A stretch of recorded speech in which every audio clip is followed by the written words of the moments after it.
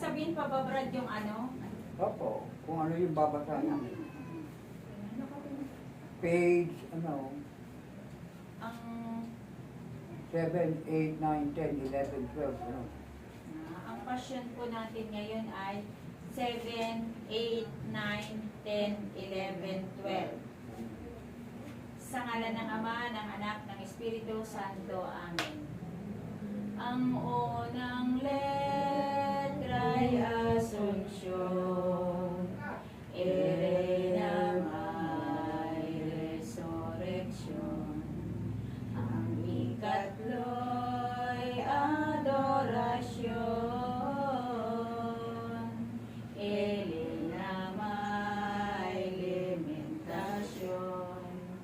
Ito ang aral ng pasyon. Anong ay nang mapanood nitong maawaing Diyos. Alipala'y pinanaog, ginawa ng poong Diyos. Si Adan ay pinatulog, ang ginawang pagdaka ng Diyos na poong Ama. Nang si Aday maidlip na sa dakong kaliwan niya, isang tadyang ang kinuha, at ito ngang isang tadyang siyang hinugot kay Adan, ng Diyos na poong mahal, at sa kabinindisyonan ng kaniyang kamahalan. Pagiging tao ni Eva, si Adan ay ginising na. Adan, hayot magbangon ka, tingni ang iyong kasama, sa iyo ko rin kinuha. Doon na nga pinagmasdan ang mag-asawang si Adan. Sila ay pinagbilinan ng ilang katagal lamang. Mga ito ang palaman. Adan, ang iyong asawa, mamahalin mo tuwina, at katawan mo rin siya. Sundin mo anumang ula tungkol sa gawang maganda, at ikaw naman, babae, sisintahin mong parati si Adan na iyong kasi. Susundin mo araw-gabi tungkol sa gawang mabuti. Tayo ang panggagalingan ng tao sa santinakpan, na hindi nga mabibilang dito sa lupang ibabaw. Magsama kayong mahusay, iyang mga katuwaan dito at inyong napagmamasdan, kayo'y siyang magtatangan, gawin balang kalooban. Ang kahoy na lahat na narito may mga bunga, kanin ninyo ang bala na, huwag lamang iyong isa, na ang pangalay mansana, bunga ng kahoy na iyan, na aking bilin at bawal, inyong pakatatandaan, kapag pinagpahamakan, tanto kayong mamamatay. Nang ito ay mawika na ng Diyos na Poong Ama, pumanaw ka pagkaraka, at kaniyang nilisan na ang dalawang mag-asawa. Sabihin ang katuwaan, iyong si Eva at si Adan, lubos na kaginhawaan, ang kanilang kinakamtan sa paraiso terrenal. Hindi sila mapapagod, walang gutom at dayok-dok, ginhawang lubos na lubos, yaong ipinagkaloob nitong maawaing Diyos. Misteryong hindi maka nitong Diyos na dakila, ay sa paraiso rin nga,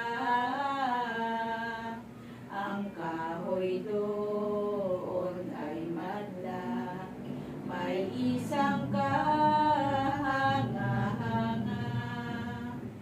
Kung baga sa katuwiran, ang tanang mga halaman ay kahoy ng kabuhayan,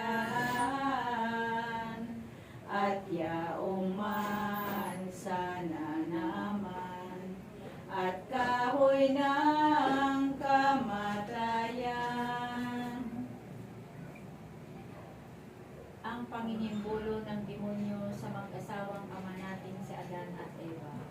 Yaong arbol de la ciencia, dilid ibat ang mansana, bawal kay Ada at kay Eva,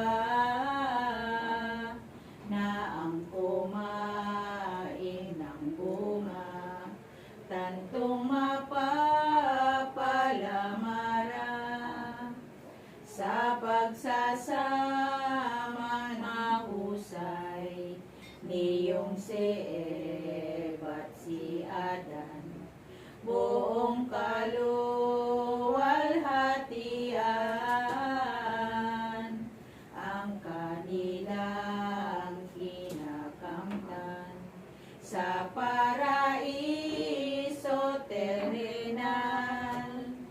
Nang makita ng demonyo, luwalhati nilang ito, alipalay ng imbulo,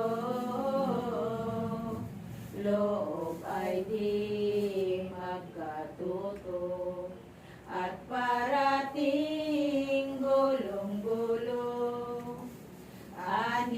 ay di katuwiran na ang taong hamak lamang.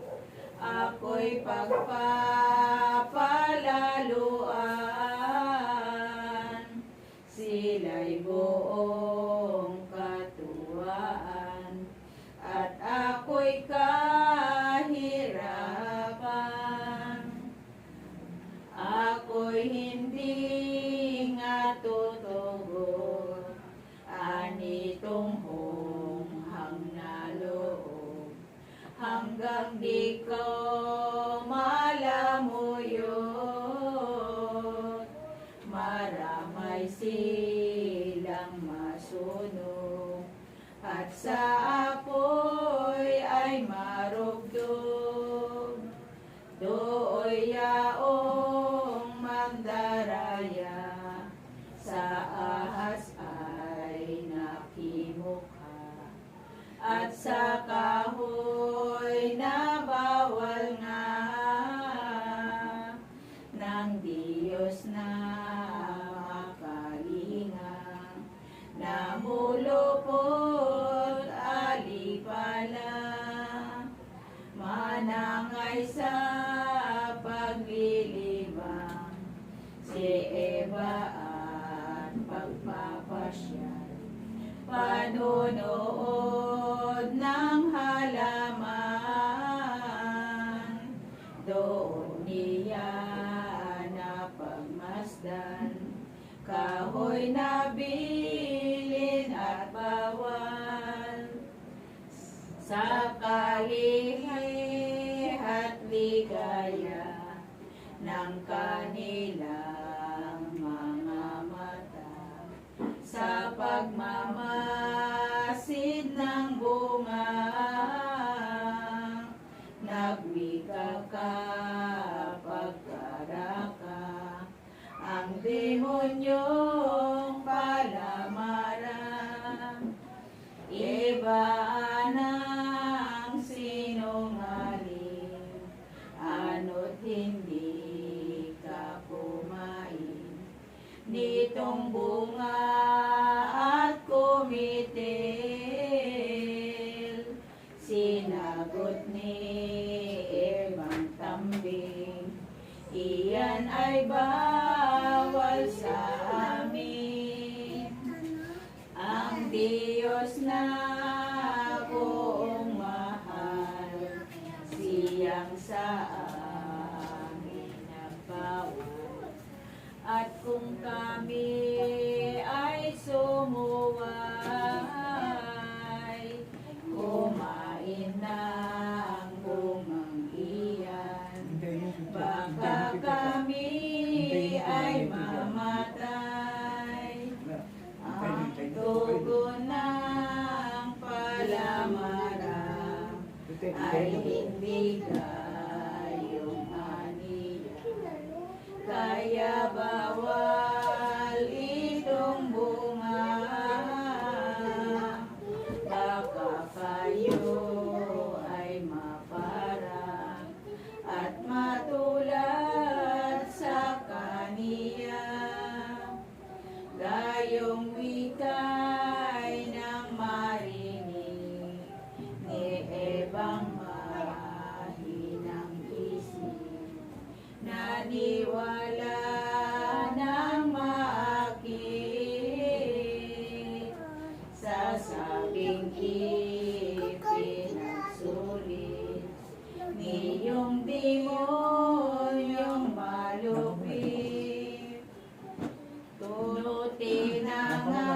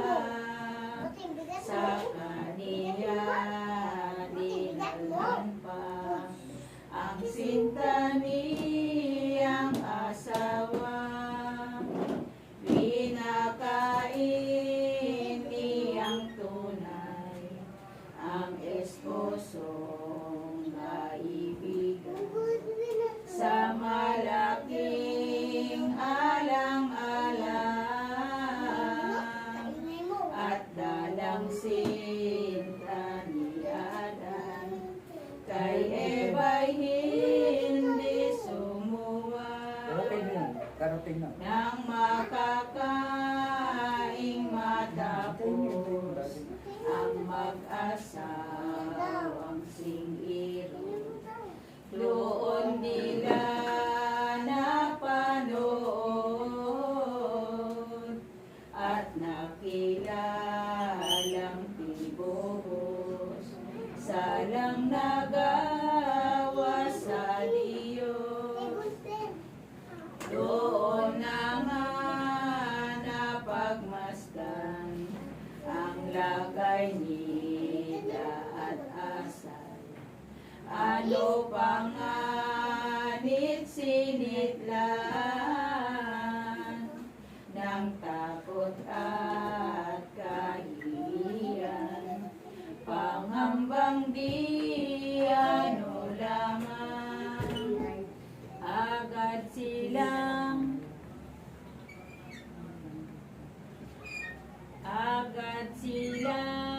nagsikuha niyong dahon na higera. Tinakpan ka pagkaraka ang mga katawan nila, iyang walang makapara sa malaking kagalitan ng Diyos na buong mahal, na naog na dinaliban at sa kaping ng usapan ang ama nating si Adan, sa katakutan at hiya ni Adan sa pagkalisya, siya ay nagtagong kusa, di masilay ang mukha sa Panginoong dakila. Adan anang Diyos Ama, ano bagat sumuway ka sa akin dito malimang, kinain ninyong talaga ang aking bawal na bunga. Nang kay Adan ay masabi, ay sumagot ng gayari, Diyos ko aniya kasi, molyer uwang disis dimili, didit mihid, itong babaeng bigay mo, nakasamahin ko rito. Sa akin siyang tumukso at nagpakain totoo, bungang ipinagbawal mo. Tinanong naman si Eva ng ganito parirala, ay babae, bakit baga tikis kang nagpalamara, sino ay akong talaga? Sagot ni Eva at wika, poong hari darakila, itong ahas na ko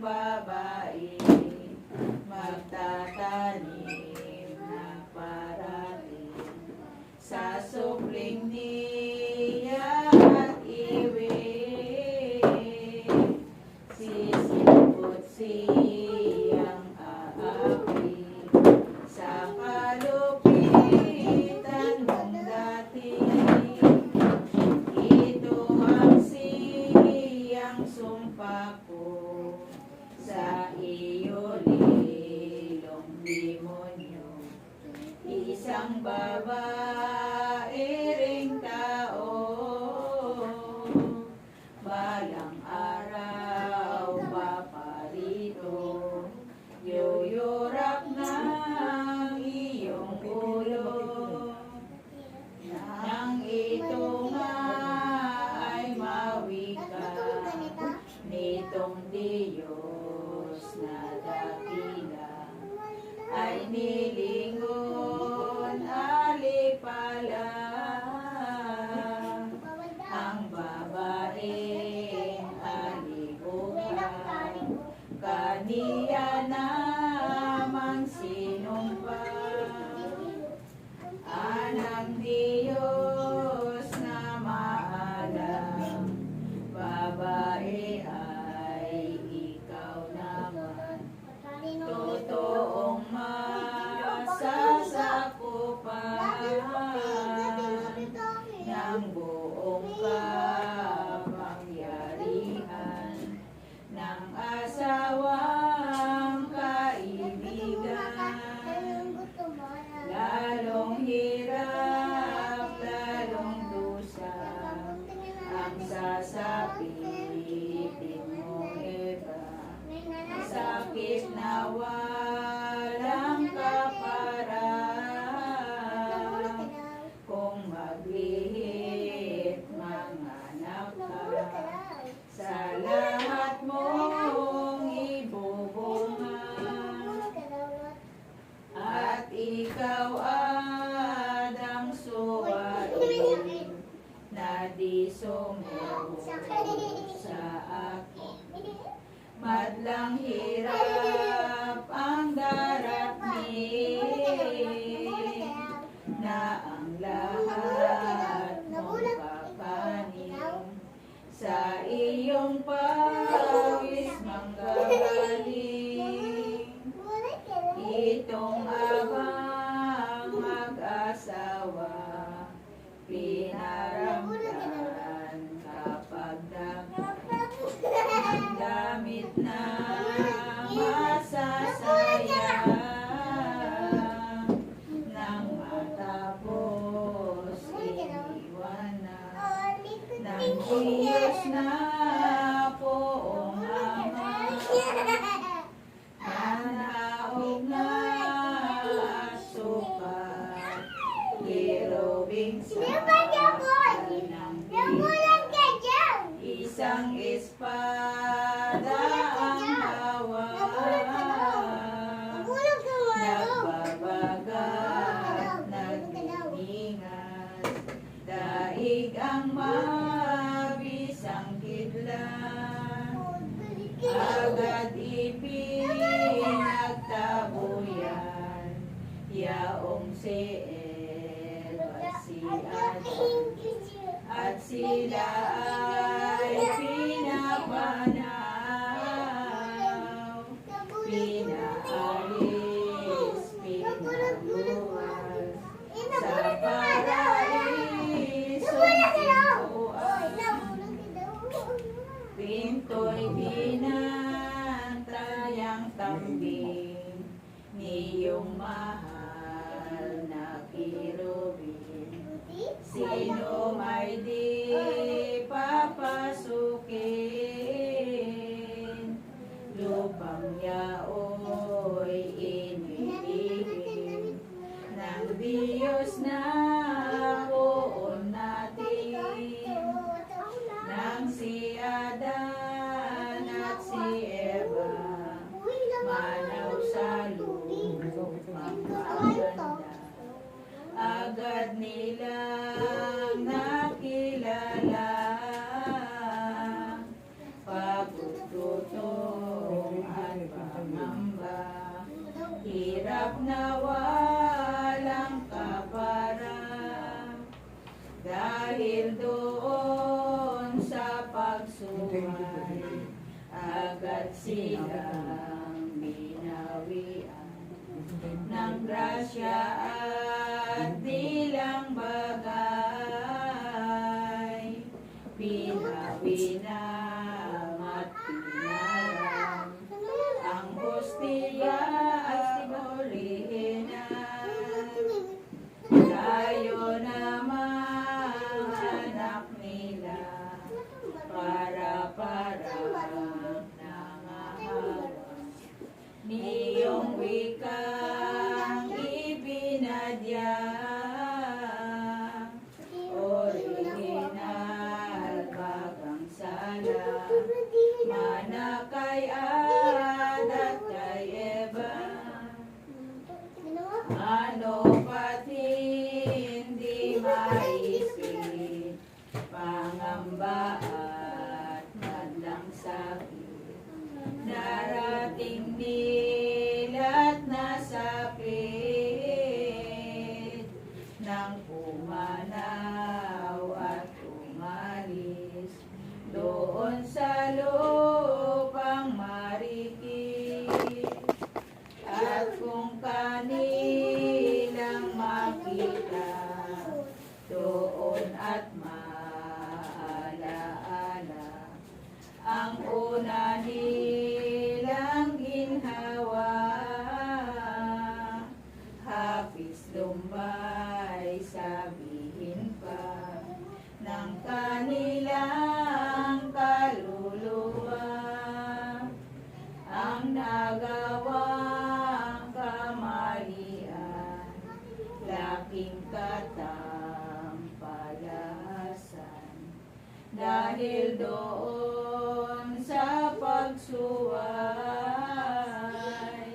kanilang pinagsisihan, ninangisan gabit araw.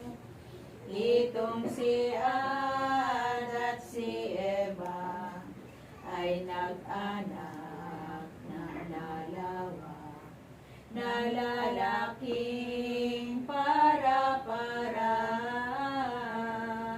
Si Cain ang una-una, si Abel ang pangalawa. Sinabit na matinuran, na sila'y manggagalingan, niyong sasakop sa tanan, papawi ng kabagsikan ng demonyong tampalasan. Ano pati itong dalawa, anak ni Ad at ni Eva, pawang nagsisita lima, sa utos at madlang pita ng kanilang ama't ina. Nang lumakit magkaisip ang dalawang magkapatid, sila nga ay nangagbukid at naghanap na masakit sa ama't ina'y pag-ibig. Ano nga'y sa kaingitan, dalang kapanaghilian, si Cain lilot sukaman, si Abel agad pinatay sa gitna ng kabukiran. Dugong tunay ng kapatid ang sumisigaw sa langit, ang hinging ipinilit. Gantihin mo, huwag malihis ang kakaniyang malupit. Ano nga'y sa kataksilan nitong rilong nakamatay, sala'y di pa pinagsisi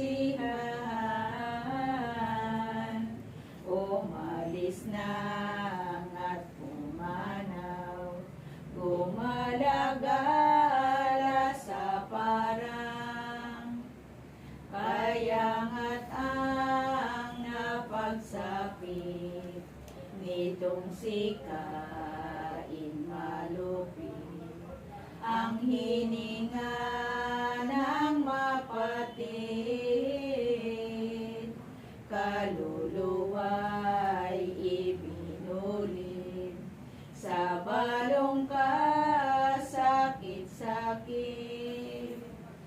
Ang ikatlo magabilang anak ni Eva at ni Adan ay sisit nga ang pangalan, mabait magandang asal, masunurin sa magulang. Nang dumamit kumapal na anak ni Adan at ni Eva, magkakapatid man sila, dooy nag-asawa-asawa, nagpisan at nangagsama. Siya na ngang pagdami ng tao sa buong orbe. Si Enoch na descendente, si Seth siyang nagpuri sa Diyos at napakasin. Datapwat ang naging bunga ni Cain at descendensya ay sumamang para-para, totoong di kumilala sa Diyos ang Ama. Ang ama nating si Adan dito sa mundo'y nabuhay. Siyam na raang taong gulang, 30 ang kalabisan ng edad niya at gulang. Ano pat ang buong mundo nalaganapan ng tao sa kainggitang totoo ng tampalasang demonyo, ang lahat pawang tinukso. Inupatang para-para ang tanang anak ni Eva, na sa kanya'y sumama. Sa Diyos huwag kumilala at huwag namang sumamba sa malaking kagalitan niyong Diyos na maalam. Buong mundo ay ginunaw, nawalo katao lamang, iniligtas dinamatay. Si Noe na mag-asawa, 13 anak nila, at asawang titig-isa, yaong lamang ang natira sa tanang anak ni Eva. Kaya ngayon ay ang dapat tayo'y maniwala't sukat sa Diyos Haring mataas, na naawa at nahayag sa sakit natin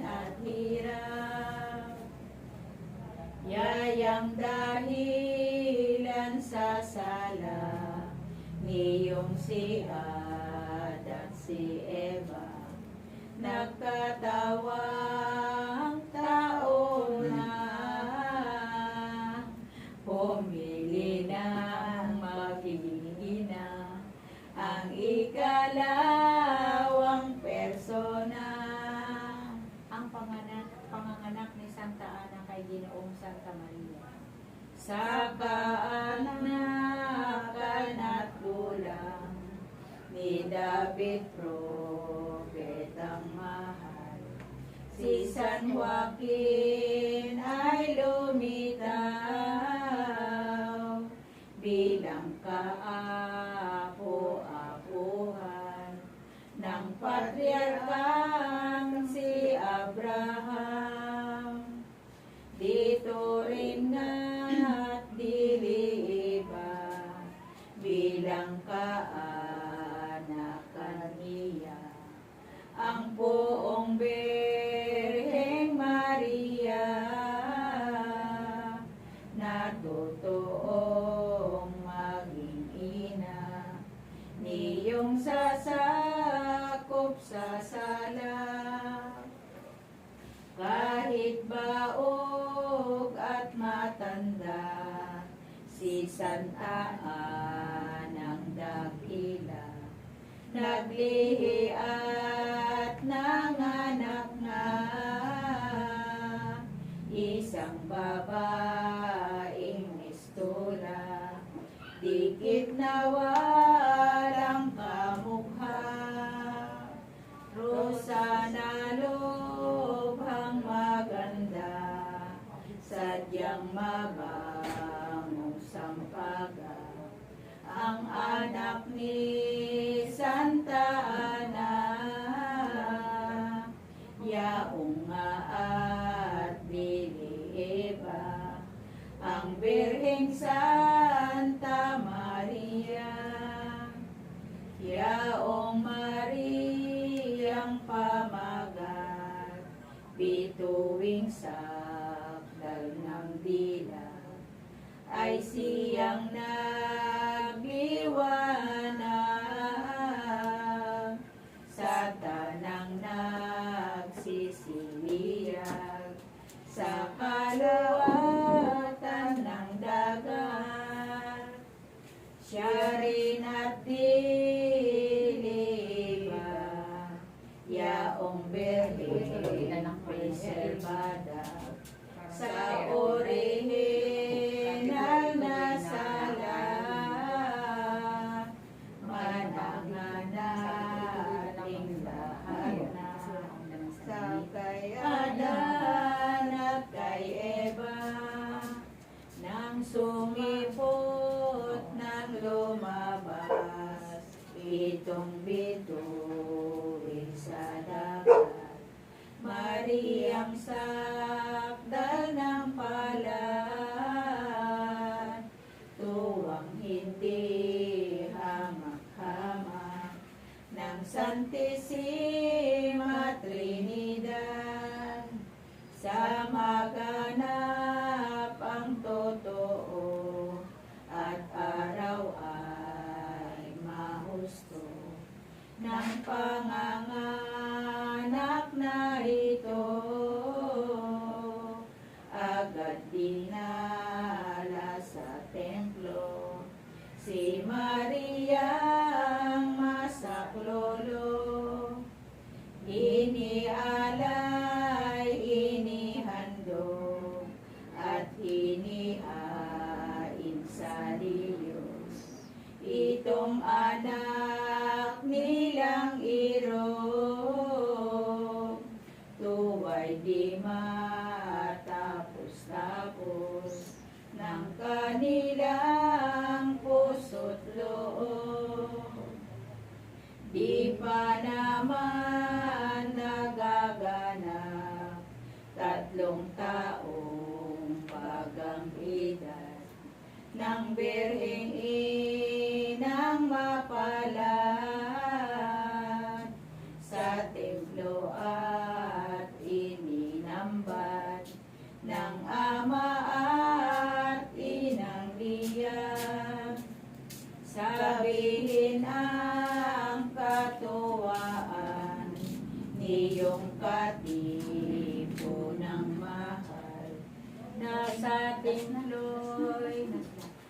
tumatahan nang makita at matingnan si Maria ang matimpiman. Ang ikatlo, ang unang letra'y Asunsyon, Elena may resurrection. Ang ikatlo'y adorasyon, Elena may lamentasyon. Ito ang aral ng pasyon. Sa ngalan ng Ama, ng Anak, ng Espiritu Santo. Amen.